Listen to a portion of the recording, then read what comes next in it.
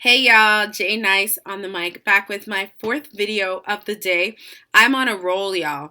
So recently, I think within the last few days, Zoe Saldana did an interview where she was talking about different things, and the interviewer asked her about the backlash she received when she played Nina Simone. So I am going to insert a picture right here of Zoe Saldana. This is when she played Nina Simone in 2016. And she received a lot of backlash because Zoe Saldana, as far as I knew, classified herself as a Latina woman. She's an Afro-Latina woman, I think now she classifies herself as. And people were frustrated that rather than hiring a woman who looked more like Nina Simone, they chose to hire Zoe Saldana, who is a lighter skinned Afro Latina. She doesn't have the facial features that Nina Simone has. She had to do blackface and darken her skin. So there was a lot of backlash about that. Nina Simone, Zoe Saldana did an interview. I'll try to find a clip of the interview and leave it in the description box below. But so she did this interview, and she was basically apologizing for playing Nina Simone, and she started crying during the interview, and I felt like I was following social media, and I was reading some different pages and reading people's sort of critiques of the interview, and people were kind of saying, I wish that light-skinned women were not this fragile, and we have to talk about the fragility of light-skinned women. So that had me really thinking. So I wanted to create this video from the perspective of a lighter skinned woman about how light skinned women can be better allies. Colorism is something that is rampant in the Black community and in communities of color. We should all know this by now. If you don't, y'all know I love to leave resources. I'm going to put an article or two in the description box below where you can read more about colorism. But colorism is basically this phenomenon where lighter complexed people of color, and in the Black community, lighter complexioned Black women are treated better than our darker skinned sisters. So we see this in the media. If you look at in popular culture, the people that are most popular, it's usually lighter skinned women. A great example of colorism, I feel, took place on the set of the Fresh Prince show, where they just kind of switched out Will's Aunt Viv. They had and I don't remember the name of the actress, but they had, and I loved her. I loved her dancing skills and abilities. And I felt she was really talented and such a strong actress. They had this darker skinned woman playing Aunt Viv, and then in the middle of the season, I feel like they switched her out for the lighter skinned Aunt Viv. And we see this a lot if you look at popular shows that we all enjoyed. Most of the women or the wives were lighter skinned, and I'm thinking of Martin. I'm thinking of A Different World. And I know the Cosby Show is like a deviation from this, but if you look at most of the popular Black shows and sitcoms, there was this dynamic where, it was just interesting to see the characters that were played, and usually the love interest was a lighter skinned woman. So, I think that we are all on a mission right now, especially what has been happening as of late. Since the killing of George Floyd, I feel like the world is on a mission to unlearn and to combat. Let me not use the word that I was going to use, because I know YouTube be censoring stuff, but to combat WS, and if y'all know what that means, y'all know what it means. But we're all on a mission to unlearn some of the anti-Black behaviors and the anti-Black stereotypes, rather, is a better word, that we've learned throughout the years. And so I just wanted to share that, it's important, even as a Black woman, to acknowledge that I have many privileges. I've been afforded many privileges, and one of the main privileges that I have is that even as a Black woman, I know that I'm more palatable to white audiences based on the way that I look, because I'm a lighter skinned Black woman. I don't experience texture privilege. I don't have a softer hair texture. I have 4C hair, so I understand and have experienced texturism.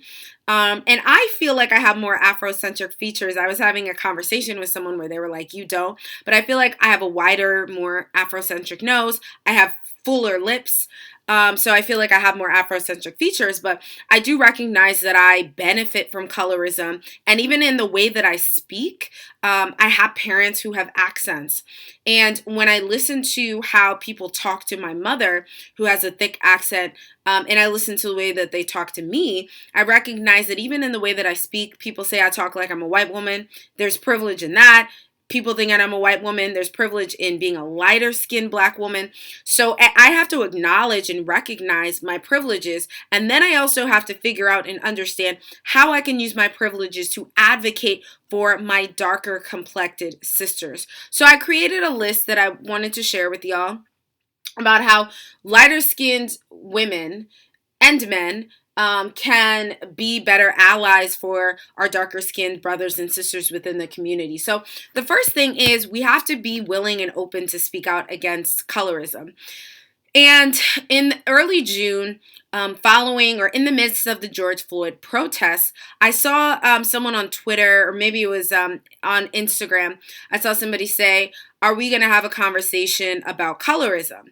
And people attacked this person and said that she was being divisive by bringing up colorism during a time when we're talking about anti-Black sentiment among white people and we're trying to fight racism from white people. And I felt like I disagreed with that person who said that bringing up colorism was divisive. I think that if we're trying to fight if we're trying to fight WS, I almost said the word, but if we're trying to fight WS in all of its different forms, colorism is like the cousin to racism. And we have to be willing and open to having the conversation and talking about how there is such a thing as light-skinned fragility. And I think that a good example of that was, Zoe Saldana crying in the midst of this interview where she received lots of backlash in the midst of it. And I would have listened to, I'm not an actress, so I'm only speaking in like what ifs, but I feel like if I was an actress or if I was in a certain position where I received a lot of backlash for playing a role. People felt like I was not the best person to play the role. I would have really listened to my darker skinned sisters and brothers in that moment. And, I don't remember exactly what Zoe Saldana's response was, but I feel like she was a little bit... I don't feel like she exactly embraced the feedback that was given, the negative reception that was given, and I think she sort of defended her decision to play Nina Simone. It shouldn't have taken this long for her to sort of come out and acknowledge that the role should have been given to somebody who looked like Nina Simone. There's tons of talented actresses that resemble Nina Simone more than Zoe Saldana, who don't have to do blackface. But, I think that it's important for us as lighter skinned people to acknowledge that we have privilege. And I think that oftentimes when the colorism conversation is brought up, many of us get defensive. It's like almost like an attack at our blackness. And it's like, are you saying that I'm not fully Black? No, that's not what they're saying at all. They're saying that as a lighter skinned person, we have privileges and we have access and opportunities that our darker skinned counterparts don't have. There's so much, y'all know I'm a researcher. There's tons of research that indicates this. There was a study that was done. I'm going to try to find it, put it in the notes below. But there was a study done at McDonald's, I believe, or some fast food restaurant where they looked at the treatment of darker and lighter skinned people. And they found that in a lot of these McDonald's, I believe it was, restaurants, they had the lighter skinned people at the front in the customer facing roles, and they had the darker skinned people in the back. There's documented evidence that darker skinned people are treated less favorably and treated more harshly than their lighter skinned counterparts. They receive longer sentences. There's so many ways that colorism manifests in negative ways. So for anyone kind of saying, it doesn't exist or it's not a thing, or by talking about colorism you're being divisive. I just think that that's really misguided, and that is a person's attempt to combat the cognitive dissonance that they might be feeling when someone sort of points out their privilege as a lighter skinned person. So I think that we have to be willing and open to having these conversations about colorism. Another thing, and y'all know I wrote this down so that I can stay on task, but another thing that I feel that lighter skinned people can do to be better allies is to amplify the voices of darker skinned people. So I try to do this in I don't even like to call myself a journalist. I don't like to say I'm not a journalist. I didn't go to school to study journalism, but I do a lot of writing, and I write for some well-known publications, and I try to make a concerted effort to highlight darker skinned women in as far as, I try to highlight the voices of darker skinned women, but I also am very, very mindful of the imagery and the photos that I use in any sort of articles. I try to make sure that there's a way for me to highlight darker skinned people, but particularly darker skinned women in the articles that I use. Also, as some of y'all may know, I'm a professor. In the PowerPoints that I use, I always try to make a concerted effort to include images of darker skinned people. So, thinking about how you in your personal life can amplify the voices of darker skinned people is important. And I wanted to just share some examples of how I do that. Also, calling out colorism in your friends and family. And this is a big one. And I love having conversations on colorism. I've had many, many, many conversations with Black men about anti-Black sentiment within the Black community, but particularly, y'all know, for those of y'all who've seen my older videos where I talked about interracial dating, my views, but I feel like for a lot of Black men and Black people, but Black men in particular, they use preference to hide their anti-Black sentiment and to hide their colorist views and mindset. And, I think it's important to call that out. Years ago, y'all may not remember this. I made a video about this years ago. A$AP Rocky, who is an artist, I really enjoy his music, but I was really put off by the fact that he made statements about darker skinned women and how darker skinned women shouldn't wear dark lipstick. It was such an absurd statement. Like, why are you making this statement? You're just perpetuating colorist views. And, there's a lot of, we saw 50 Cent say some crazy stuff a couple weeks ago. We've heard Lil Wayne and all of these rappers are always talking about they're bigging up red bones, they're bigging up lighter skinned women, they're putting lighter skinned women on a platform, and they're denigrating our darker skinned sisters. And one thing that I didn't know, for y'all who don't know, I used to be a really, really big Kanye West fan. He was my favorite musician. I was obsessed, had all the albums.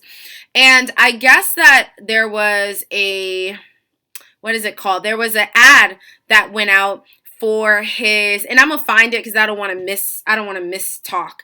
But there was an ad that he put out for a casting call, rather, I think for one of his fashion shows, and the casting call ad went viral where he was asking specifically for only non-white or non-Black or lighter skinned women. So there was a particular aesthetic that he was looking for. We also saw this with the casting call for women in Straight Outta Compton when they were looking to cast women. That casting call ad went viral where they were looking specifically for lighter skinned or non-Black women. So we see this so much with particularly in the entertainment industry. And with every day that goes by, there's another entertainer that says something problematic about Black women. We saw this with Ari Lennox, where some man was comparing her to a dog on Twitter. We see this with journalists who think that it's acceptable and okay to call out Blue Ivy. And, that's a whole nother video. And if y'all want me to talk about that, I can. But I make an effort to call out colorism and call out colorist views that I witness within my friends or family. And I think that is an important conversation to have. And I had a really, really good conversation recently with some people that I'm close with about, one individual's particular preferences and how he gravitates toward lighter skinned and non-black women. And we came to kind of a realization that a large part of that is rooted in anti-blackness and what was sort of ingrained in this person from a young age. So calling out colorism in your family and friends. Also recognizing anti-black views you may have perpetuated. Such as, and these are things that maybe some of us heard as a young, growing up as a young person, don't go out in the sun. And this is more for black women. Maybe our parents or we ourselves perpetuated these views of don't go out in the sun. You're going to get dark. You're going to get too dark, too much darker. Also, the assumption that maybe we have perpetuated that lighter skinned women and lighter skinned people look better or are prettier, recognizing how we ourselves have perpetuated this in different ways in our own lives. And I wanted to also talk about really briefly, if y'all haven't seen it, y'all need to watch Indian Matchmaking show on Netflix. It's about this Indian woman. She's from Mumbai, and she helps couples with arranged marriages. And there was colorism all throughout that show, where basically when she would speak with the people who were looking for matches, she would emphasize the fact that what they were looking for was somebody who's fair. And we all know in India, there's a caste system that in some parts of India, it's still prevalent, where there are lots of benefits that lighter skinned people experience in the culture. And I thought that show was such an excellent example of it. I was reading an article where someone critiqued the show. And this is just going to be this is going to be a longer video, y'all, but this is going to be a jam-packed video where I include all kinds of resources. But I'll put the article, it was a CNN article, I'll put it in the description box. But basically the writer of the article, I believe, is an Indian person, but the writer wrote that they felt like it was a missed opportunity to address colorism that is rampant in the Indian community. And I think that hopefully one of the producers or somebody watches this and y'all do a follow-up. I love the show, thought it was amazing, but I think it's important to do a follow-up where you specifically have open conversations and dialogue about why almost every person on that show seemed to have fair-skinned as a requirement for the person that they were looking to marry. So I just wanted to point that out.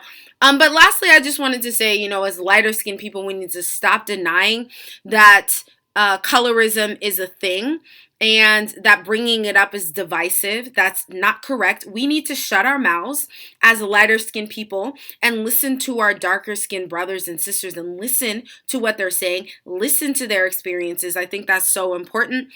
And so that's it. Yeah, I looked through my notes. I talked about everything, y'all. So let me know your thoughts on this. I've done a couple of videos in the past on colorism, and I'll link them. Maybe I'll link them somewhere up here. I'll have them below.